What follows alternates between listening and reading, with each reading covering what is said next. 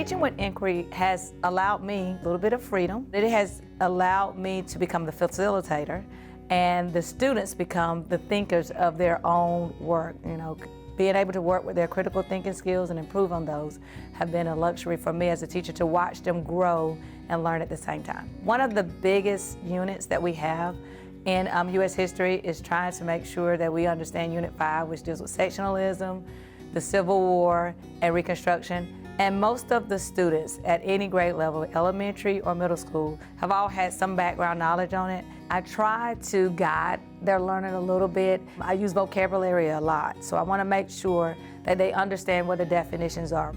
I try not to focus on writing definitions down, but being able to internalize it and be able to explain it in their own words. Good morning, class. I hope everybody's doing well today. So today we're going to talk about some causes that lead to the Civil War. And you guys will have a culminating activity at the end of the day in which you will make a journal entry as a representative for someone from the North and South based on those causes that lead to the Civil War. So you will describe some of the events that take place, and that's what we're going to do together quickly as a class to kind of do a review for background. And then you're going to make a journal entry to describe how you would feel if you were living in the North or South. All right, so let's look at our storyboard. We got some key events here. So I would like some quick responses based off of some of the things that we've learned that kind of cover the things that we know led to the Civil War. What territory does the Missouri Compromise actually cover? Louisiana. The Louisiana Territory. Great job. Compromise of 1850. Volunteer. Alicia. Admitted California as a free state. So admitting California as a free state, is that going to please the North or South? The North. The North, right? So what would make the South okay with having California as a free state? One of the most challenging things at the high school level for me is getting the students to talk about the content, to engage about the content and understand the content and formulate questions that would help at a higher order thinking level. So when a student tends to be a little less engaged, whenever we're in an activity, I try to rely heavily on the vocabulary that I know that they should be familiar with, and then I use teaching strategies as far as building on background knowledge and maybe asking questions that might be a little easier for them to answer, and then we build to the higher order thinkers. Do you have any questions for me that we need to go over about the election of 1860? How did the Democratic Party help Lincoln win the election? So I'm going to ask a question. Do you guys think that Missouri should have entered as a free state based off of where the Missouri Compromise basically line was? No. It shouldn't have. Why not? Because it was above the 36. It was above the 3630. It shouldn't have become a slave state because of that. It should not have become a slave state because of that Missouri Compromise. But what if they were the only state that actually came in? Then what could we have done? What year was the Dred Scott? Dred Scott was, so it should have been 1850 something, 1850. Was captured and held. The people in the South States see him as a hero because he wanted to help them. And then the people in other states think it was them because he tried to free their workers. Yeah, I like the first panel. Very good.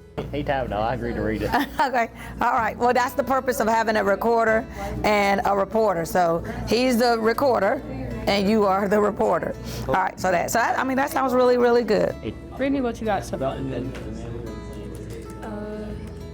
With the election coming up, I feel that Lincoln should win. Lincoln states that he wants to prohibit slavery in territories. Though I agree, the South opposes it. Really going to help I don't know what it says. those slaves? John Breckenridge?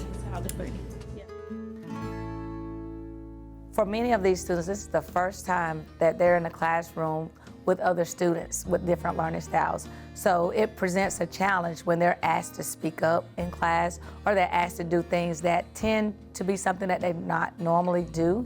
So over time, as a teacher, I try to figure out where their strengths and weaknesses are. And my collaborative teacher, she does her own independent study with them at times, and when they don't feel comfortable in that particular setting, she's available for them to go out and be one-on-one with her. We plan together by looking at the lessons, and we sort of group our students based off of data that we might have from a previous quiz or formative assessment that we give.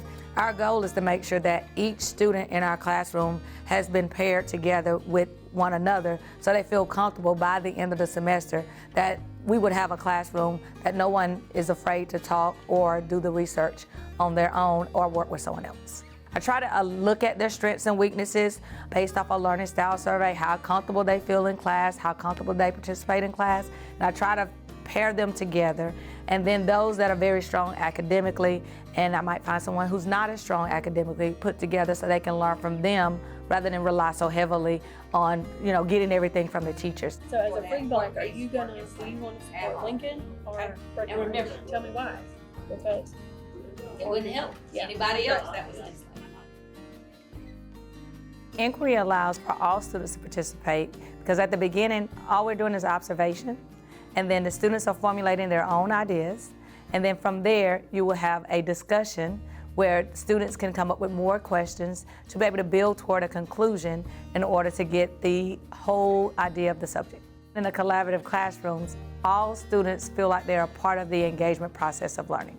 Success in a classroom is having great discussions, having the students to formulate ideas that are not written in a book.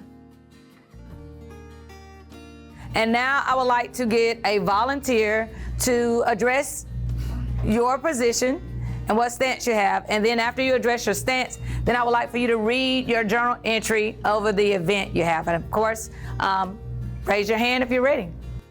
With the election coming up, I feel that Lincoln should win. Lincoln states that he wants to prohibit slavery in new territories, and I agree with it. The South opposes it. John Breckinridge, a Democrat and also a candidate popular in the South, supported federal slave codes and territories, and he also supported popular sovereignty. Today I heard of a new compromise named the Compromise of 1850. In 1920, according to the news, a couple months, the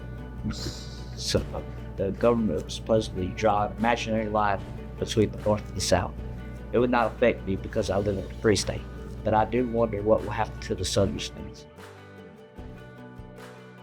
My personal advice would be to do an orientation, give the students a little bit of background knowledge, and then try to get the students to form ideas about some of the information. Discuss it, have conclusion-based. If you try to guide them a little bit with the questions that they're coming up with, then allow the students to make up some of their own questions that they can build for a discussion.